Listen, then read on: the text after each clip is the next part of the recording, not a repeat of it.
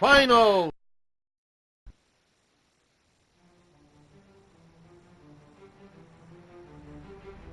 I love fighting games.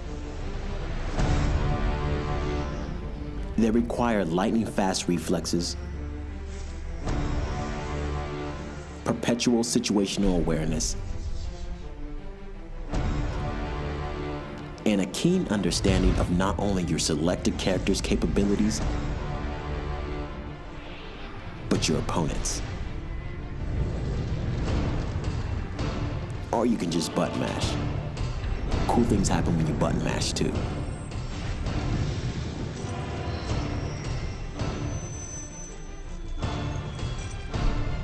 Of all the great fighting games that are out right now, I'm playing 3, and I've separated those 3 into distinct categories that I'm going to be talking about on today's show. Let's start with the traditional.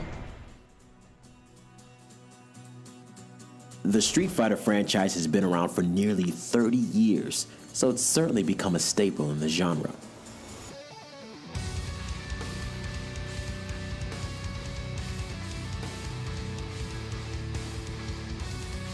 But how does the newest entry in the franchise measure up? Honestly, it's been a rough year for Street Fighter V. It was released in February 2016, and at the time, it only had 16 characters to choose from, a bit of a step back from the 44 characters we ended up with in Street Fighter IV. No story mode, not even an arcade mode, and the online gameplay was horrendous. But thanks to the gift of downloadable content, we now have a fleshed out story mode, improved online gameplay, and the total roster has been bumped up to 24 with a few brand new characters that includes the likes of Fang,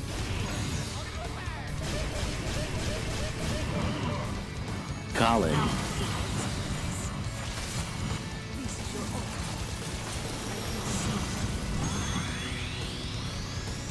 Nekali,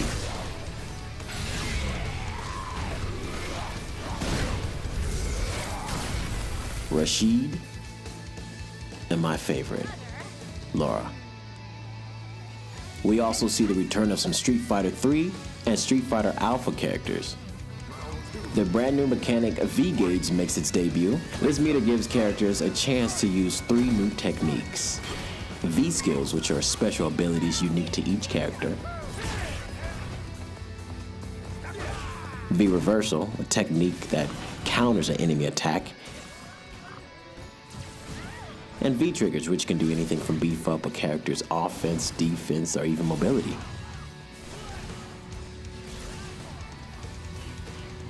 Capcom got into a bit of trouble a couple years ago by hiding quote-unquote downloadable characters in the games at launch and having customers pay to unlock them. Well, they switched things up a little bit. Now, Street Fighter V has in-game currency, and you can use that to purchase extra characters, stages, costumes, and color alterations. But this process is unbelievably tedious. You're actually much better off purchasing them from the PlayStation Store. That's unless you want to grind through 100 levels of survival mode for each character. The fact that Capcom continues to support and upgrade this game shows that they're dedicated to its longevity. Here's to another 30 years. If you wanted to try something a little bit more fast-paced, Ultimate Marvel vs. Capcom 3 is the chaotic game you've been looking for. You ever wondered how Spider-Man, Captain America, and Iron Man would fare in the fight against Dante, Ryu, and Frank West? Well, this game answers that question.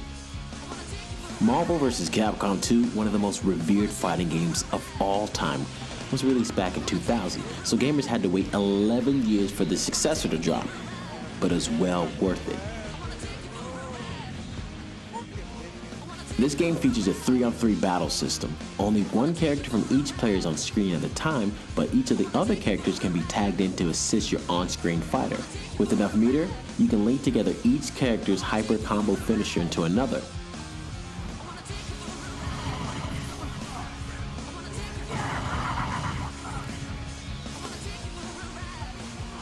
Or you can call in all your characters to do their finishers at the same time. This makes for some pretty interesting fast-paced high combo action. Even though this game is the most hectic out of the three we're looking at today, I believe it's the most accessible. You can definitely get the furthest button mashing with this one, but the simplified control scheme and assist feature gives players a feeling of instant powers that the other two simply don't have.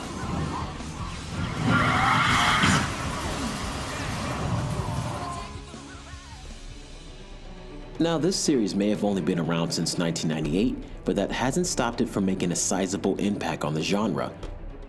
Revelator marks the 5th main entry in the series for Arc System Works, and they've definitely pulled out all the stops. It's loaded with everything: an interactive lobby for online play, the standardized practice and survival modes of course, but they also have fully expanded story mode featuring the amazing in-game visuals.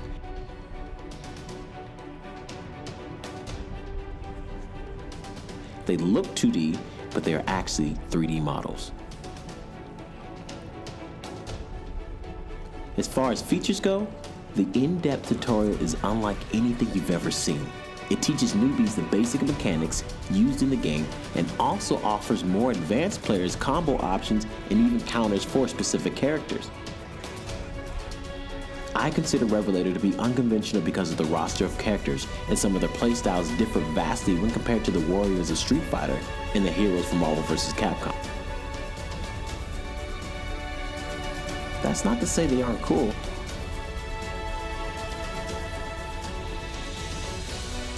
They're just a little different.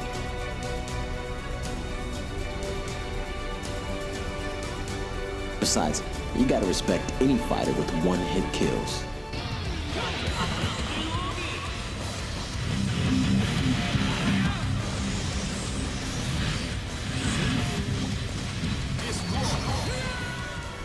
The anime art style could turn some people off, but I promise this amazing fighter is worth every penny if you choose to pick it up.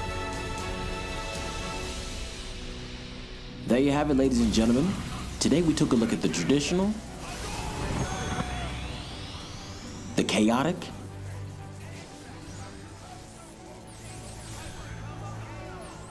and the unconventional fighting games.